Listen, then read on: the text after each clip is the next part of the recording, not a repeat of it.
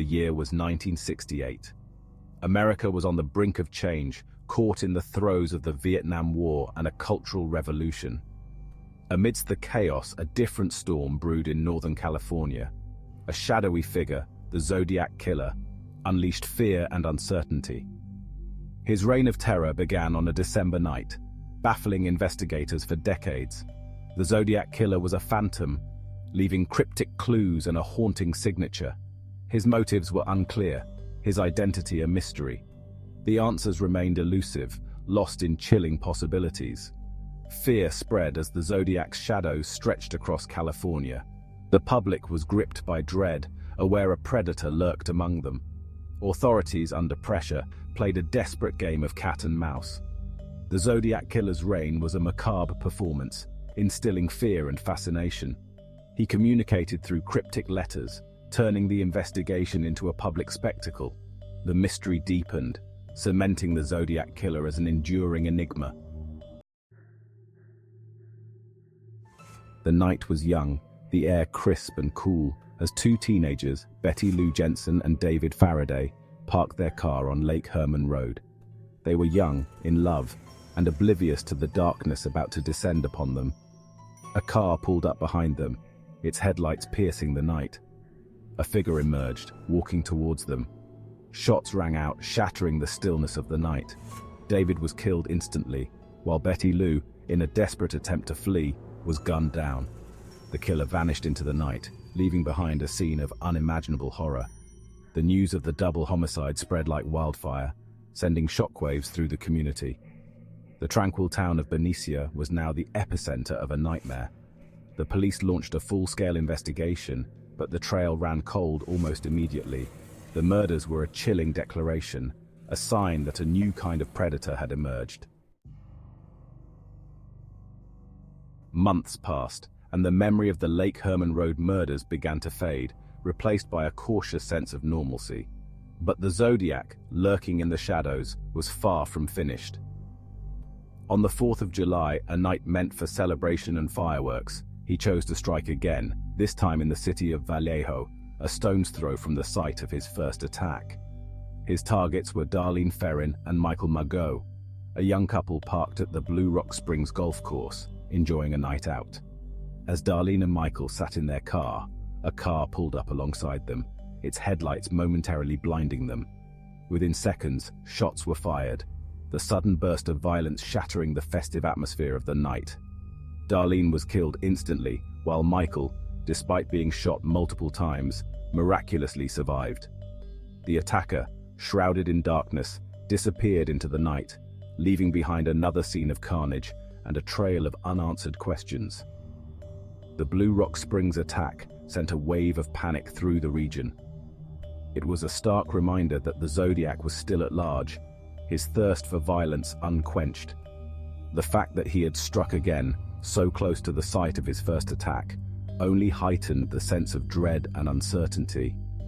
The police, now facing mounting pressure to catch the killer, were once again left with little to go on, the Zodiac's elusive nature continuing to baffle and frustrate them. Unlike the Lake Herman Road murders, this time there was a survivor, a witness who could shed light on the attacker's appearance and possibly provide a lead. Michael Margot, though gravely injured, was able to provide a vague description of the assailant, a heavy-set man with a crew cut, but the details were too generic to be of much use.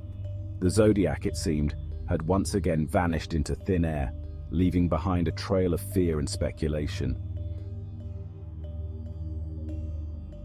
The cipher speaks, decoding the Zodiac's mind. The Zodiac Killer was more than just a ruthless murderer. He was a showman, a master manipulator who thrived on the attention his crimes generated. He craved recognition, not just for his actions, but for his intellect, his ability to outsmart the authorities. This desire led him to communicate through cryptic letters sent to local newspapers. The first of these letters arrived at the Vallejo Times-Herald on August 1, 1969. It included a cipher, a complex code that the Zodiac claimed held the key to his identity. A challenge, daring the public to unravel its secrets. Finally, a schoolteacher and his wife cracked the cipher. The message, filled with misspellings, hinted at a disturbed mind obsessed with power and control. It spoke of slaves for the afterlife, a chilling glimpse into the darkness that consumed the Zodiac's mind. August 1, 1969. Letters from the Abyss. The Zodiac's communication was a calculated strategy to maintain his grip on the public consciousness. On August 1, 1969, identical letters were sent to 3 newspapers. This coordinated effort was a testament to the Zodiac's meticulous planning. The letters were part of a larger narrative designed to instill fear and fascination. Each letter contained a portion of the cipher, requiring all 3 to reveal the complete message. This fragmentation transformed his crimes into a public spectacle. The Zodiac's letters were a window into his psyche, filled with arrogance and insecurity. He reveled in the fear he instilled, wielding power over the public and authorities. The arrival of the letters sent shockwaves through the Bay Area, amplifying fear and uncertainty. The Zodiac turned the investigation into a public spectacle, a macabre game in the media. September 27, 1969. Terror at Lake Berryessa. The idyllic shores of Lake Berryessa, a popular spot for weekend getaways and leisurely picnics, became the backdrop for the Zodiac's most audacious and chilling crime yet.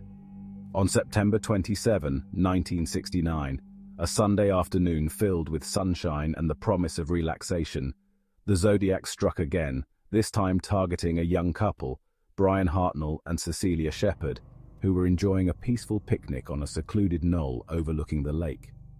Their peaceful afternoon was shattered by the sudden appearance of a man, his face concealed behind a makeshift hood, a symbol crudely drawn on his chest. He approached them, not with the swift brutality of his previous attacks, but with an eerie calmness, a methodical approach that heightened the sense of dread and inevitability. He claimed to be an escaped convict, a story designed to disarm his victims, to lull them into a false sense of security before he unleashed his true intentions. Armed with a knife and a gun, the Zodiac bound Brian and Cecilia, their fear escalating with each passing moment. He then proceeded to stab them repeatedly, their screams echoing across the tranquil lake, a jarring contrast to the serene beauty of their surroundings. It was a scene of unimaginable brutality, a testament to the Zodiac's escalating violence and his growing confidence in his ability to control and manipulate his victims. As Brian and Cecilia lay bleeding, the Zodiac, in a final act of chilling defiance, used their blood to write a message on Brian's car door, a message that would become synonymous with the Lake Berryessa attack. It was a declaration of his crimes, a boast of his power, and a chilling reminder that he remained in control, a phantom who could strike anywhere, anytime, leaving behind a trail of fear and unanswered questions. Conclusion: the enigma endures. The Zodiac Killer's reign of terror cast a long shadow over California, a shadow that stretched far beyond the immediate victims of his crimes. He became a symbol of fear, a specter that haunted the public consciousness, a constant reminder that even in the midst of peace and prosperity, darkness could lurk around any corner.